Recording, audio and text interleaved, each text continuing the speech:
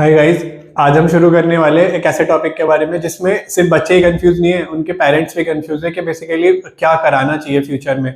बच्चे के लिए कौन सी स्ट्रीम चूज करनी चाहिए, उसको क्या कोर्स कराना चाहिए, कहाँ पे कितने पैसे लगेंगे, कहाँ पे करियर ग्रोथ होगा, कहाँ पे नहीं होगा, बैंकिंग में भेजना है, इंजीनियरिंग में भेजना है, डॉक्टर बनाना है या डॉक्टर बनना है, नॉट बनाना है। क्योंकि बच्चे के ऊपर भी डिपेंड करता है कि उसको क्या करना है, उसका इंटरेस्ट किस फील्ड में आ रहा है। तो आज हम सबसे कंफ्यूजिंग टॉपिक के बारे में डिस्कस कर रहे हैं। It's not a topic, like it's just a if you see, ये एक पूरा दरिया है जिसमें से हमें अपने लिए एक पानी की बूंद पिकअप करनी है, जो कि हमारा फ्यूचर डिसाइड करेगी कि आगे हमें बनना क्या है। तो उसी टॉपिक के बारे में, ऐसे जैसा आप पीछे देख रहे होगे कि मैंने काफी कुछ लिखा है, साइंस, कॉमर्स, आर्ट्स। इसमें क्या है कि मैंने ये बताने की कोशिश की है कि अगर आप 12th के बाद कौन सी स्ट्रीम चूज करोगे, ठीक है, आपको अगर साइंस चूज करनी है या फिर आपको कॉमर्स या फिर आर्ट्स आपको चूज करना है, तो ये सारी चीजें हम हमेशा सोचते हैं 12th के बाद कि अब 12th कर लिया, अब बताओ अब क्या करें। ऐसा नहीं होता है। अगर लाइक इसमें क्या आता है, इसमें यहाँ पे सबसे ज्यादा इश्यूज आता है गाँवों में। शहरों में तो फिर भी क्या होता है, पेरेंट्स थोड़े से एजुकेटेड होते हैं, पेरेंट्स को सारी चीजों के बारे में थोड़ा पता होता है। बट गाँवों में अभी भी ये सारे इश्यूज है। पेरेंट्स लाइक फार्मर्स हैं, उनको नहीं पता है कि किस चीज में कितना स्कोप है, कितनी फीस लगेगी, उनको नहीं पता है। तो वहां पे सबसे बड़ा इशू आता है, बच्चे को खुद ही डिसाइड करना पड़ता है कि उसको कौन सी स्ट्रीम चूज करनी है। और ये स्ट्रीम 12th के बाद नहीं, आपको 10th के बाद सोचना है कि 10th के बाद आपको क्या करना है। क्योंकि मेन पॉइंट आपका वही होता है। आपको अगर इंजीनियरिंग करनी है तो आपको साइंस लेनी है, आपको पीसीएम लेना है। अगर आपको डॉक्टर बनना है आपको पीसीबी लेना है, बायोलॉजी लेनी है। अगर आपको बैंकिंग में जाना है, लाइक आपको सीए करना है, सीएमए करना है, उसके लिए आपके लिए सबसे बेस्ट होता है आपको कॉमर्स लेनी चाहिए। और अगर आपको लाइक फॉर एग्जांपल यहाँ पे आपको बीए करना है, बीसीए करना है, ये सारी चीजें अगर आपको करनी है तो आपको आर्ट्स की जरूरत पड़ती है कि आपको आर्ट्स लेना चाहिए। और हमेशा से अभी तक क्या होता है या फिर होता है, अगर हमारे 90+ मार्क्स आ गए तो हम क्या करते हैं, सीधा साइंस चूज कर लेते हैं। हम पूछते भी नहीं, ना किसी से डिस्कस करते कि एक्चुअल में हमारे अंदर पोटेंशियल किस चीज का है, क्या हमें इंजीनियर बनना है, बनना भी है कि नहीं बनना है। सबसे बड़ा कंफ्यूजन तो दिमाग में ये रहता है, बस 90% आ गए साइंस ले लो, अच्छा 85% आ गए, 80% आ गए कॉमर्स ले लो, उससे कम आ गए आर्ट्स ले लो। परसेंटेज बेसिस पे हम अपनी ना फील्ड्स को चूज कर लेते हैं। दूसरा हमारा फील्ड चूज करने का आता है कि हम किस बेसिस पे फील्ड चूज करते हैं। अरे मेरे दोस्त ने तो साइंस ले ली, ठीक है, मैं क्यों कॉमर्स लूं, मेरे को भी साइंस लेना है। मेरे को चाहे मेरा इंटरेस्ट आ रहा है नहीं आ रहा है, मुझे नहीं पता 12th के बाद मुझे क्या करना है, मेरा दोस्त क्या करेगा, बट अभी के लिए साइंस ले लेता है। क्यों? साइंस को इतना बड़ा बना रखा है कि नहीं नहीं साइंस लेंगे तभी बच्चा अच्छा है पढ़ने में। ऐसा नहीं होता है।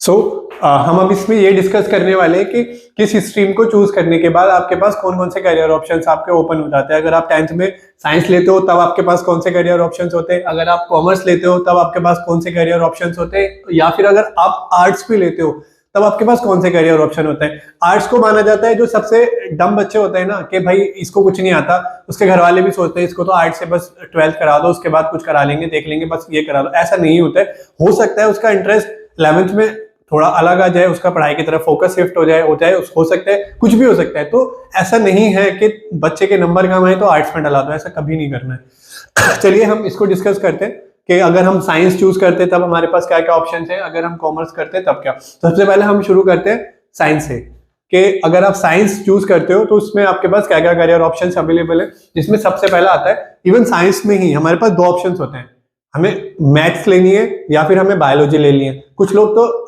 पीसीएम विद बायोलॉजी भी कर लेते हैं, तो लाइक वो बहुत ज्यादा इंटेलिजेंट लोग होते हैं। तो अगर हम पहला पॉइंट पढ़े तो हमारा फर्स्ट पॉइंट आता है पीसीएम, कि हमें फिजिक्स, केमिस्ट्री एंड मैथ्स लेना चाहिए या फिर हमें फिजिक्स, केमिस्ट्री एंड बायोलॉजी लेना चाहिए।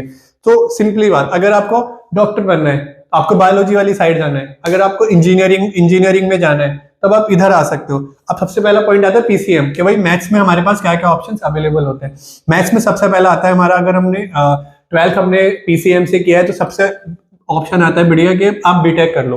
बीटेक के लिए हमेशा से बहुत सारे, आप देखोगे बहुत सारे प्राइवेट कॉलेजेस ओपन हो गए आजकल, जहां पे बहुत सारी फीस चार्ज होती है। तो और उसके बाद प्लेसमेंट्स में भी बहुत ज्यादा इश्यूज आते हैं। तो इस बेटर कि आप 11th से ही उस चीज की प्रिपरेशन करके चलो कि आपको आईआईटी क्रैक करना है।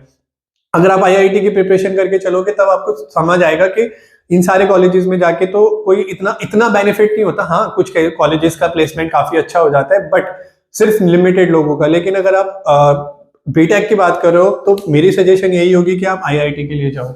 सेकंड आपका आता है बैचलर ऑफ इंजीनियरिंग, आप बी कर सकते हो। थर्ड आता है आप बीएससी कर सकते हो अगर आपको टीचर बनना है, टीचिंग में जाना है, आपको साइंस पढ़ाना है। बीएससी के बाद आपके पास ऑप्शन आता है कि आप एमएससी कर सकते हो, और उसके बाद आप जो ये भी गवर्नमेंट टीचर्स के एग्जाम्स वगैरह होते हैं वो करके कुछ और भी कुछ नहीं तो आप ट्यूशंस पढ़ा सकते हो, टीचर बन सकते हो। उसके बाद आपका आता है अगर आपको एनडीए करना है, एनडीए में जाना है, तब भी आप साइंस स्ट्रीम ले सकते हो। अगर आपको रेलवे में जाना है तब भी आप पीसीएम के थ्रू जा सकते हो। और लास्ट में आपका एक और आता है बैचलर ऑफ आर्किटेक्चर। अगर आपको घर के स्ट्रक्चर्स बनाने हैं, आपको घर बनाने में इंटरेस्ट है, आपको लगता है कि नहीं मेरा तो ये डिजाइनिंग बहुत अच्छा है, तो आप आर्किटेक्ट भी कर सकते हो। ये सारे ऑप्शंस हमारे फिजिक्स केमिस्ट्री मैथ्स में अवेलेबल होते हैं। दूसरा हमारा आता है बायोलॉजी वाला कि भाई नहीं दुनिया में एक हमारी इंडिया की आबादी 150 करोड़ अप्रोक्स हो चुकी है लगभग, लोग बीमार तो पड़ते ही हैं, इवन 20% लोग तो हमेशा ही बीमार रहते हैं, जब जाओ हॉस्पिटल में जाके देखो बीमारियां ही बीमारियां। तो ये हमेशा एज ए अगर आप फाइनेंस के हिसाब से भी देखो तो बहुत अच्छा ऑप्शन होते हैं हमेशा। यहाँ पे लोग बीमार पड़ना तो बंद नहीं कर सकते, तो पैसे तो यहाँ पे बहुत अच्छे होते हैं, बट पढ़ाई में भी बहुत पैसे लगते हैं। तो ये भी दिमाग में रख के चलना कि फैमिलीज के ऊपर, अपने ऊपर ज्यादा बर्डन इस चीज का नहीं डालना है कि बहुत ज्यादा आप लोन लेके, बहुत ज्यादा लोन लेके जो आप पढ़ाइयाँ करते हैं उसके बारे में भी एक बार सोच समझ के फैसला लेना। ये नहीं कि सीधा भाई नहीं 20-30 लाख का लोन लिया और किसी भी प्राइवेट कॉलेज से, इवन 20-30 लाख में भी एमबीबीएस नहीं होता आजकल। अगर आप देखो किसी लोकल क्या छोटी जो हाईएस्ट जो लोवेस्ट यूनिवर्सिटीज भी होती है वहां पे भी लगभग 50-60 लाख रुपए की फीस होती है एमबीबीएस की। तो अब यहाँ पे देखिए बायोलॉजी के बाद हमारे पास क्या क्या ऑप्शन थे, तो हमारे पास एमबीबीएस होता है, हम एमबीबीएस कर सकते हैं। यहाँ पे भी हमारे जो गवर्नमेंट टेस्ट होता है एमबीबीएस का, वही देने के बाद अगर आप जाते हो तो वो बहुत बेस्ट ऑप्शन होता है। लेकिन उसके लिए पैसे के साथ साथ आपकी मेहनत भी बहुत लगती है, तो मेक श्योर करना अगर आपको बहुत मेहनती होगा, आपको लगता है कि आप पढ़ सकते हो, तभी ये चूज करना। अदरवाइज क्यों अपना करियर खराब करना है, क्यों पैसे खराब करने, वो चूज करो जो आपके लिए सुटेबल हो। जो हर एक इंसान सेम नहीं होता है, सबका एक पोटेंशियल होता है। अगर आप उस पोटेंशियल के हिसाब से अपनी फील्ड चूज करते हो, देन यू विल सी के आप अपने करियर में बहुत अच्छा करोगे। उसके बाद आता है एमबीबीएस के बाद आप कर लोगे तो आपके पास आता है बीडीएस का ऑप्शन आता है। आपको दांत तोड़ने में मजा आता है ना, तो बीडीएस कर लो, बीडीएस में भी बहुत अच्छा करियर ऑप्शन होता है। उसके बाद बी फार्मा होता है, आपके पास डी फार्मा होता है अगर आपको बैचलर ऑफ फार्मेसी करना है या फिर डिप्लोमा करना है फार्मेसी में, जो कि अप्रोक्सीमेट आई थिंक 2 साल का होता है डिप्लोमा। डी फार्मा आप कर सकते हो। उसके बाद मेडिकल वगैरह भी आप ओपन कर सकते हो। उसके बाद बीएमएस का ऑप्शन खुल जाता है, बीयूएमएस खुल जाता है, बीएचएमएस होता है, एंड देन नर्सिंग। नर्सिंग में भी क्या था, पहले क्या होता था कि सब लोग ये सोचते थे कि नर्सिंग में सिर्फ लड़कियां ही, गर्ल्स ही मतलब किसी के लिए जाती है, बट अभी पिछले कुछ सालों से लड़कों का भी इंटरेस्ट इस फील्ड में थोड़ा अच्छा होने लग गया। यहाँ पे भी करियर ऑप्शंस आपका अच्छा है, अगर आप चूज करना चाहो तो चूज कर सकते हो। ये हमारा पूरा साइंस का एक बैकग्राउंड हो गया कि साइंस अगर आप चूज करते हो तो आपके पास क्या क्या करियर ऑप्शन है। उसके बाद हमारा आता है कॉमर्स, कि अगर आपने कॉमर्स ले ली तो आपके पास क्या क्या करियर ऑप्शन है। बच्चों को डराया जाता है, अरे कॉमर्स मत लो, कोई फ्यूचर नहीं है, आप क्या ही करोगे। तो कॉमर्स के बाद भी बहुत अच्छा फ्यूचर होता है अगर आप नंबर्स में अच्छे हो ना, then commerce is the best field to choose. इसमें आपके पास क्या क्या ऑप्शन होता है, आप सीए बन सकते हो, CA chartered accountant, CS company secretary आप बन सकते हो, सीएमए बन सकते हो। ये तीनों आपके प्रोफेशनल कोर्सेज होते हैं जहाँ पे आप अपनी प्रैक्टिस भी कर सकते हो। कि अगर आपने जॉब नहीं करनी है, आपका है कि नहीं मेरे को तो अपना ही बिजनेस करना है, तो आप बिजनेस की जगह अपनी प्रैक्टिस कर सकते हो, आप ऑडिट्स कर सकते हो, वो सारी चीजें आपकी यहाँ पे आती है। आपके पास सीए, सबको पता ही है मोस्टली ये तीनों फील्ड्स के बारे में। उसके बाद आपका एक एसीसी है, आज पिछले 10 सालों से अप्रोक्सीमेट आई थिंक 10 या 5 सालों से बहुत ज्यादा पॉपुलर हो रहा है। लोग क्या करते हैं, इस सीसीए करने के बाद आपके ग्लोबल कंपनीज, अगर आप बिग 4 की बात करें तो बिग 4 में आपके केपीएमजी, डिलॉयट, EY, ये सारी आपकी आती हैं, और इसमें एसीसीओ की बहुत अच्छी डिमांड है और अच्छा पैकेज आपका लग जाता है इनिशियली आपको, जैसे ही आप क्वालिफाई करते हो।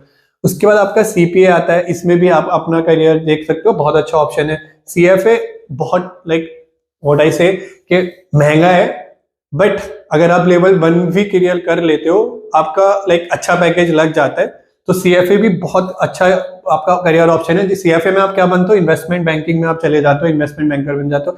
उसके बाद एक आता है बीबीए और एमबीए, जो व्हाट वी से अगर 60% लोग कॉमर्स लेने के बाद बीबीए या एमबीए ही करते हैं। एमबीए अगर आपको करना है तो आप किसी अच्छे कॉलेज, आप कैट की प्रिपरेशन करो, कैट के थ्रू आप एमबीए में एडमिशन लो, आईआईएम वगैरह में जाओ। फीस बहुत है, बट वहां पे अगर आप देखोगे तो प्लेसमेंट बहुत अच्छा है। नो डाउट आप कुछ ना कुछ अपनी जिंदगी में बहुत बड़ा कर लोगे अगर आप एमबीए वगैरह आप कैट के थ्रू करते हो। उसके बाद आपका आता है बीकॉम। आपको कुछ नहीं करना, आपको इतना सारा नहीं पढ़ना है, आप नॉर्मल लेकिन बीकॉम के लिए भी अच्छी, आप 12th में अच्छे मार्क्स लेकर आओ, आपको अच्छा कॉलेज मिले, डीयू का कोई कॉलेज मिल जाए, वहां से आप बीकॉम कर लो। बीकॉम के बाद आपको नॉर्मल अकाउंटेंसी की जॉब मिल जाएगी, लाइक अकाउंटेंसी की भी, और आपको लाइक बिग फोर्स में भी आपकी काफी अपॉर्चुनिटीज होती है। आप बीकॉम करने के बाद वहां पे जा सकते हो। आपको लाइक एडवोकेट बनना है, बीकॉम एलएलबी साथ में कर लो। एंड देन आपके पास एक आती है एक्चुअरी। एक्चुअरी लाइक बहुत टफ कोर्स होता है, like to be very Frank बहुत टफ होता है, पासिंग परसेंटेज काफी कम होता है, बट स्कोप यहाँ पे भी बहुत अच्छा है कि अगर आप क्लियर कर जाते हो तो आपके लिए बहुत अच्छी अपॉर्चुनिटीज है यहाँ पे एक्चुअरीज में भी।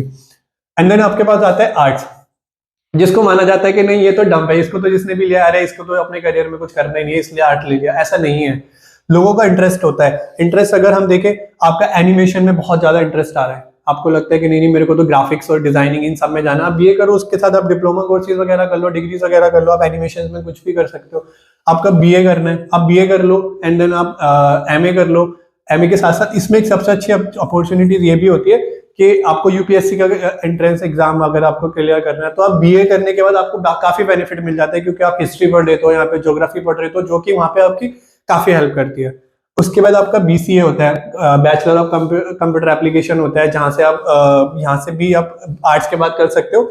आपका बीजेएमसी होता है, बीएचएम होता है, बीएफए होता है, जो आपका मीडिया एंड मास कम्युनिकेशन का कोर्स होता है, वो आप कर सकते हो। आपको एंकर बनना है, आपको टीवी एंकर बनना है या फिर न्यूज एंकर बनना है, तो आप रेडियो जॉकी बनना है, तब आप ये वाला कोर्स भी चूज कर सकते हो, जो अच्छी यूनिवर्सिटी से आपका प्लेसमेंट अच्छा होता है, आपका पैकेज भी अच्छा लगता है। आपको टूरिज्म में जाना है, टूरिज्म में आपने कोई कोर्स किया है, देन आपने क्या किया, डिप्लोमा कर लिया। आजकल लैंग्वेजेस के डिप्लोमे होते हैं, आपको जर्मन की लैंग्वेज का डिप्लोमा करना है, आपको जैसे आजकल बहुत अरब कंट्रीज में भी काफी एक्सप्लोर करने के लिए लोग जा रहे हैं, यूएई वगैरह, तो आप यहाँ की लैंग्वेज को आप कोर्स कर सकते हो, जो कि डिप्लोमा होता है, काफी छोटा होता है, वो आप इसके साथ कर सकते हो। ये सारे आपके पास करियर ऑप्शंस अवेलेबल होते हैं, बट इश्यूज क्या आते हैं, हम ये सारी चीजें मोस्टली 12th के बाद सोचते हैं कि आप क्या करें। 10th में 90% से ज्यादा मार्क्स आ गए, आपने ये मैथमेटिक्स ले ली, छोड़ो, हमने पीसीएम से करना है, इसके बाद ही अपना करियर बनाना है। ऐसा नहीं है, सोचो समझो, सिर्फ यही नहीं देखना है कि इसमें फ्यूचर क्या, आप ये भी देखो कि इसमें कितनी फाइनेंस लगने वाला है, आपके ऊपर कितना बर्डन आने वाला है। और पेरेंट्स के लिए भी ये चीज है कि आप बच्चे का एडमिशन कराने से पहले बाकी जो आपका गांव में हो, शहरों में हो, जहां पे भी आपके लिंक हो, लोगों से बात करो, लोगों से समझो कि किस फील्ड को करने के बाद आप कहाँ पे आपका मतलब किस फ्यूचर में उसका कितना स्कोप है, कहाँ पे आपको वो लेके जाएगा। सो लाइक मेरा इस वीडियो को बनाने का पर्पस बस इतना सा ही था कि बच्चों को और उनके पेरेंट्स को थोड़ी क्लैरिटी आए कि आपको क्या क्या करियर ऑप्शन चूज करने हैं। If you need any help, please do comment in the comment box, I will definitely help you. Thank you guys.